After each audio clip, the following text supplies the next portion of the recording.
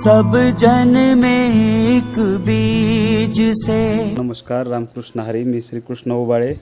आपण सध्या बीडच्या जवळ चराठा ग्रामपंचायत अंतर्गत एक छोटंसं गाव आहे बघा, जाधववाडी. त्या गावामध्ये आहोत आणि आपण ज्यांच्या भेटीला आलेलो आहेत तो नीट परीक्षेमध्ये यशस्वी विद्यार्थी आहे. नीटमध्ये खूप मुलं यशस्वी होतात, परंतु हा विद्यार्थी अत्यंत वेगळा आहे. त्याची थोडीशी आपण कथा पाहणार आहोत. तर दादा, तुझं पूर्ण नाव सांग बरं. सुमित संजय बरदाडे. बघा, आणि तुझं शिक्षण कुठं झालं शिक्षण?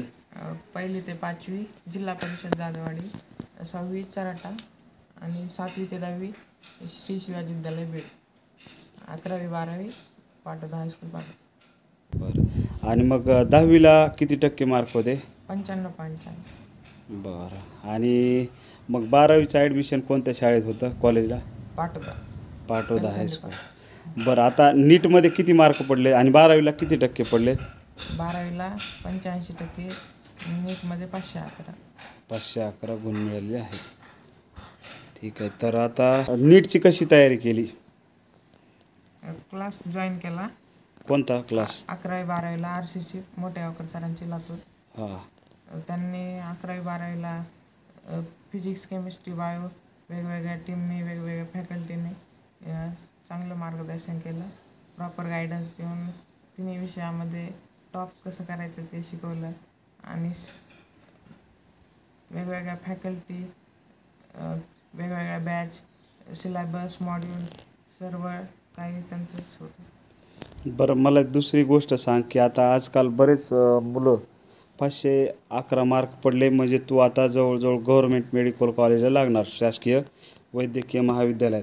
आता बरेच पालक जे आहेत, समजा शिक्षक आहेत, सगळे मुलं पहिलीपासून बालवाडीपासून अगदी इंग्लिश मिडियम 1-1 लाख खर्च करतात. मग तुला असं वाटलं, तुला काय असं अडचण आली का की मी जिल्हा परिषदला किंवा मराठी माध्यमात शिकलो त्याच्यामुळं तुला अभ्यास करताना कुठं त्याची कमतरता जाणवली का? सुरुवातीला थोडी अडचण आली, नंतर एकदम कॉमन वाटलं टॉपर मुलांचं. म्हणजे कुठली अडचण आली नाही मराठी माध्यम असल्याची. मग खेड्यातल्या पोरांनी कशी तयारी केली पाहिजे, समजा मेडिकलची, किंवा ते होऊ शकतात का? व्हायला होऊ शकते. तर अभ्यास चांगला असायला पाहिजे, क्लास चांगले असायला पाहिजेत, गायडन्स चांगलं पाहिजे. बरोबर. आणि मग तू किती तास अभ्यास करायचा दररोज? दररोज क्लास असायचे 8-10 तास, म्हणजे 8-10 तास शिकवायचे, मग नंतर सेल्फ स्टडी करायची.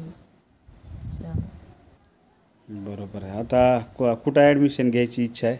गव्हर्मेंट कॉलेजला, कुठल्या बी जिथं लागन समजा त्या पद्धतीने. तर बघा मित्रांनो, हा विद्यार्थी एकदम ग्रामीण भागातला आहे. त्यांनी, मी खास करून त्या पालकांना की जे पहिलीपासून अगदी बालवाडीपासून 1-1.5 लाख रुपये घेऊन आपली परिस्थिती ऐपत नसताना ते इंग्लिश मिडियमला टाकतात. पण जर तुमच्या मनाची तयारी असेल, तुम्ही अभ्यास केला तर काहीही होऊ शकतं. याचं हे जिवंत उदाहरण आहे सुमित बरदाडे. आणि ग्रामीण भागातला एकदम, म्हणजे तुमची जिद्द असली तर तुमची परिस्थिती किंवा माध्यम काहीच नाही. त्याचे वडील आहेत बघा, आम्हाला शाळेमध्ये असताना 1 वर्षाने ज्युनियर होते. आपण त्यांची पण भावना जाणून घेऊ.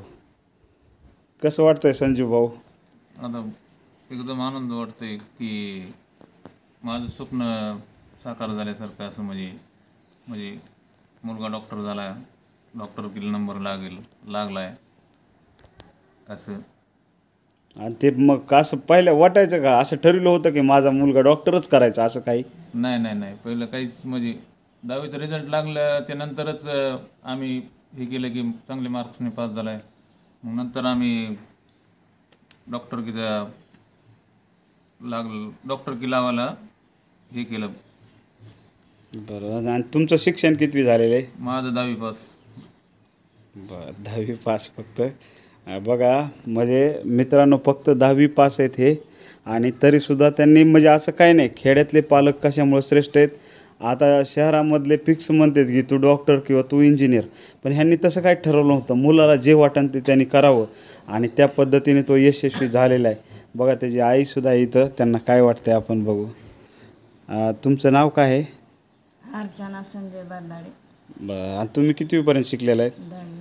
10वी शिकलेले आहे, दोघांची 10वीची जोडी चांगली. बरं मला हे सांगा, तुम्हाला कधी वाटलं होतं का का आपला मुलगा असा MBBS होईल किंवा डॉक्टर होईल? नव्हतं वाटत, पण पहिल्यापासून हुशार होता. पहिल्यापासून हुशार होता, त्यामुळे वाटायचं काहीतरी मुलगा करून दाखवेल अशी इच्छा वाटायची.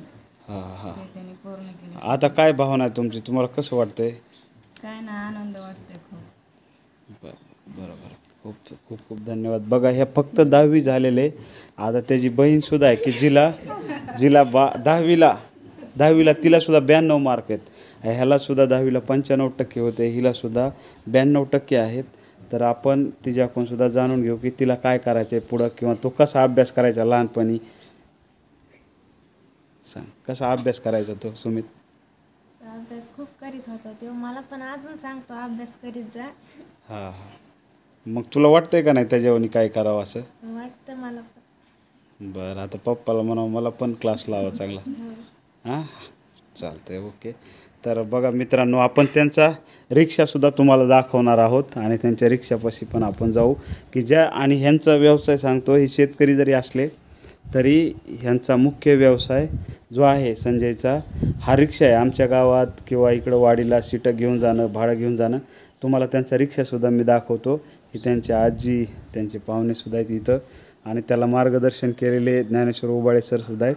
आपण त्यांचा रिक्षा बघून येऊ. अत्यंत गरीब घरातला हा विद्यार्थी आहे, ग्रामीण भागातला आहे आणि आपण ते शेती म्हणलं तर एकदम डोंगराळ शेती. ही शेती काय अशी बागायती वगैरे काही नाही. या गरीब लेकरांनी हे जे यश मिळवलेलं आहे हे खूप मोलाचं आहे आणि ग्रामीण भागासाठी खूप महत्त्वाचं आहे. आपण त्यांचा रिक्षा तुम्हाला दाखवतो. पहा मित्रांनो, हा जो रिक्षा आहे आपल्याला दिसतोय ॲपे रिक्षा, त्याच्या जोरावर आपल्या मुलाला ज्यांनी शिकवलं हे संजय बरदाडे आणि हा सुमित आहे, त्याची आई आहे. ग्रामीण भागातल्या मुलांनीसुद्धा आपली जर इच्छाशक्ती असेल तर आपण किती गरीब परिस्थितीत असलो तरी आपण काहीतरी करू शकतो हे त्याने दाखवून दिलं आहे.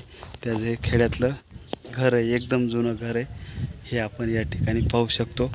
असा हा यशस्वी सुमित बरदाडे आहे. त्याला खूप खूप अभिनंदन, खूप खूप शुभेच्छा.